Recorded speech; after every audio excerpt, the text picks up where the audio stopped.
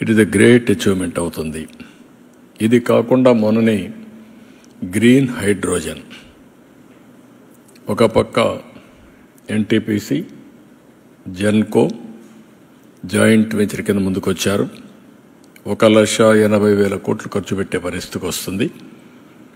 ఇది కాకుండా ఇంకొక పక్కన మీరు చూస్తే ఏదైతే నిన్న మొన్న గట్టిగా చెప్పి ఇది చేశాం ఆర్సీఆర్ మిత్తల్, అల్టిమేట్గా ఈ ప్రాజెక్టు 14 లక్షల మిలియన్ యూనిట్లు, 14 million metric tons steel plant. ఇది దీనికి కావలసిన ఐరన్ ఓర్ అయితే గవర్నమెంట్ ఆఫ్ ఇండియాను ఒప్పించాం. ఫేజ్ 1లో 7 మిలియన్ మెట్రిక్ టన్నుల ఐరన్ ఓర్ ఇవ్వడానికి ఒప్పుకున్నారు.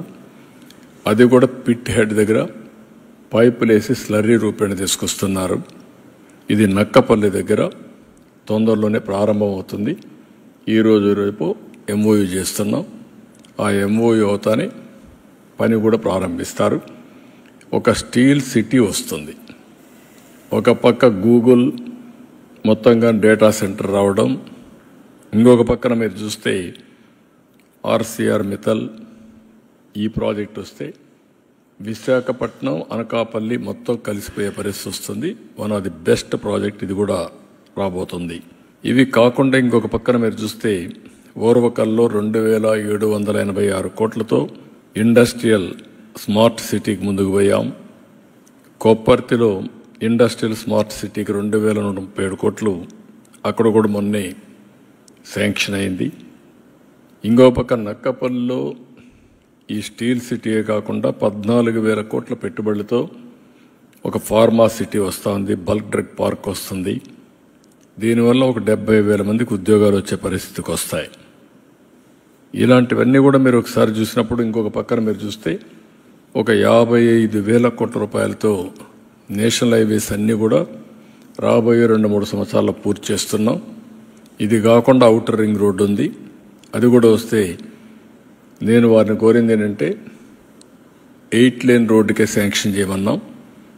అట్లా కాకుండా ఇప్పుడు మనం ఏదైతే ల్యాండ్ ఎక్విజిషన్ చేస్తున్నా ఒకటేసారి చేయాలని ఇప్పుడు గట్టిగా చెప్పాను. అది వస్తే అది కూడా అవుతుంది.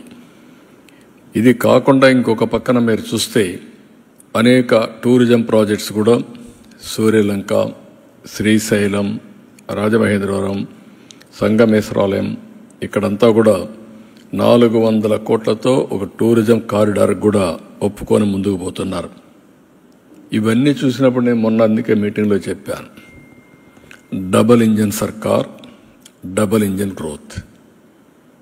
ఎగ్జాక్ట్గా అదే జరుగుతూ ఉంది. ఇప్పుడు ఈ ఇయర్ జిఎస్టిపి గ్రోత్ రేట్ కూడా నిన్నే అనౌన్స్ చేశాను. 12.94%, 12.94%. ఇది 15% పైన తీసుకెళ్లాలని. 7.5 నుంచి 15% తీసుకెళ్తే 2 times అభివృద్ధి చేయగలిగితే కన్సిస్టెంట్గా 2047కి 4.5 times పర్ క్యాపిటా రాష్ట్ర సంపద పెరిగే అవకాశం ఉంటుంది. ఇది ఒక వినూత్నమైనటువంటి ప్రయోగం. ఒక మాటలో చెప్పాలంటే అది ఒకటే సంపద సృష్టించే మార్గం. ఈరోజు కేంద్రం అన్ని విధాల ముందుకొచ్చి ఈ ప్రాజెక్టులన్నీ స్టార్ట్ చేయడం జరిగింది. ఒక పక్క మనం చేయాల్సిన ప్రయత్నాలు మనం చేస్తున్నాం. ఒక పక్క నేను చాలాసార్లు చెప్పాను, అభివృద్ధి, సంక్షేమం రెండు కూడా పేర్లలుగా తీసుకెళ్తామని.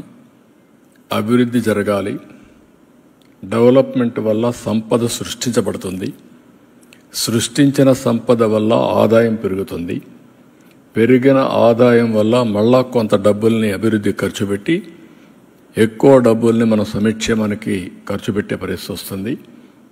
ఇది ఒకటే మార్గం, పేదరిక నిర్మూలన.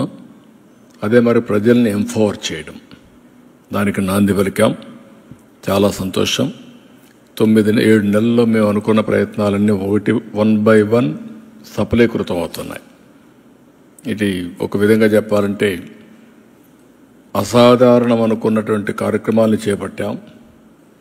7 నెలలకు మునుపు ఎటు చూసినా చీకటి, నాకు ఆ రోజు చూస్తే నేను చాలాసార్లు మీ అందరికీ చెప్పాను, నేను 4వసారి ముఖ్యమంత్రి, 3 సార్లు నాకు ఇన్ని ఇబ్బందులు కనిపించలేదు. ఎటు చూసినా విధ్వంసమైన వ్యవస్థలు, ఆర్థికంగా ఎలాంటి వెసులుబాటు లేని ఆర్థిక వ్యవస్థ, అన్ని వ్యవస్థల్లో డబ్బులన్నీ కూడా ఎక్కడికక్కడ డైవర్ట్ చేసి మిస్యూజ్ చేసి కనీసం కేంద్ర పథకాలు కూడా నిర్వీర్యమైపోయినాయి. ఇప్పుడు అవన్నీ కూడా లైన్లో పెడుతున్నాం. ఇంకొక 4-5 నెలల్లో ఇవన్నీ లైన్లో పెట్టి మళ్ళీ గాడి తప్పిన పరిపాలన ఘాట్లో పెట్టడమే కాకుండా ఏ విధంగా ముందుకు తీసుకుపోతాం. ఇన్వెస్టర్స్లో కూడా ఒక నమ్మకాన్ని కలిగించాల్సిన అవసరం ఉంది. ఇప్పటికీ ఒక నమ్మకాన్ని కలిగిస్తున్నాం, ఇంకా నమ్మకాన్ని కలిగించాలి. ఆ నమ్మకాన్ని కలిగించి మళ్ళీ 20 లక్షల ఉద్యోగాలు కల్పిస్తా ఉన్నాం. ఒక పక్క ఉండే ఉద్యోగాల్ని కాపాడాలి. అదే విశాఖపట్నం స్టీల్ ప్లాంట్లో మీరు చూస్తే దగ్గర ఈ స్టీల్ ప్లాంట్ కానీ సిక్ అయితే చాలా సమస్యలు వస్తాయి.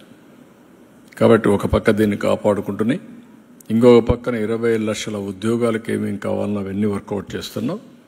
ఇవన్నీ కూడా రాబోయే రోజులు ఇంకా మెరుగైన ఫలితాలు వస్తాయని చెప్పి తెలియజేస్తూ కేంద్రాన్ని, ప్రత్యేకంగా ప్రధానమంత్రి గారికి అభినందనలు, ధన్యవాదాలు. మీరు ఎన్డీఏ ప్రభుత్వం ఇక్కడ ఏదైతే పెట్టుకున్నామో ఆ నమ్మకాన్ని మీరు ఒక మాటలో చెప్పాలంటే ఎన్డీఏ ప్రభుత్వం ఇచ్చిన హామీని నిలబెట్టుకోవడానికి మీరు ముందుకొచ్చి అన్ని విధాలా సహకరించారు. దానికి అభినందనలు, ధన్యవాదాలు. Thank you. స్టీల్ ప్లాంట్ ప్రవీకరణ సమస్య రాదు. ఇప్పుడు రివైవల్ ప్యాకేజ్ ఇచ్చినాక మనం చేయాల్సిన పని, దీన్ని ఏదో ఇచ్చారు కాబట్టి మేము మా ఇష్ట ప్రకారం చేస్తామంటే ఎవరైనా సరే హెల్ప్ చేస్తారు. నేను అందుకే చాలాసార్లు చెప్తున్నాను, కేంద్రానికి చాలా రాష్ట్రాలు ఉన్నాయి. ఆంధ్రప్రదేశ్లో మనకు ఒకే స్టీల్ ప్లాంట్. మనం కూడా కష్టపడకుండా దీన్ని రివైవ్ చేయకుండా అడుకొక్కసారి మీరు చేయాలి అని చేస్తే ఇది tax payers money. Tax payers money సమర్థవంతంగా మనం ఉపయోగించుకోవాలి. కేంద్రం చేసే నిర్ణయాలు కానీ, ప్రాపర్ సీఈఓని పెట్టడం కానీ, అందరూ కలిసి సమర్థవంతంగా పనిచేయడం కానీ ఈరోజు మీరు చూశారు. ఆర్సీఆర్ మిత్తల్ 14 మిలియన్ మెట్రిక్ టన్నులతో స్టీల్ ప్లాంట్ పెడతానంటున్నాడు. 1,50,000 నుంచి 1,70,000 కోట్ల రూపాయలు అవుతుంది. ఒక స్టీల్ సిటీయే కడతా ఉంటున్నాడు. ఇది ఎంత మొత్తం కలిసి 2 మిలియన్ 3 మిలియన్ అనుకుంటా. టోటల్ ఇన్స్టాల్డ్ కెపాసిటీ 7.3 మిలియన్ యూనిట్లు. ఇప్పటి వరకు 3నే రన్ అయ్యేది. ఇప్పుడు రెండు ఫర్నేసులు రన్ అవుతుంది. మొన్న 1,600 కోట్లు ఇచ్చిన తర్వాత 2 ఫర్నేసులు, అంత మునుపు ఒకటి కూడా లేదనుకుంటా. కొన్ని రోజులు ఆగిపోయింది. షట్ డౌన్ చేసే పరిస్థితికి వచ్చినప్పుడు 2 చేసి అక్కడి నుంచి స్టార్ట్ చేశారు.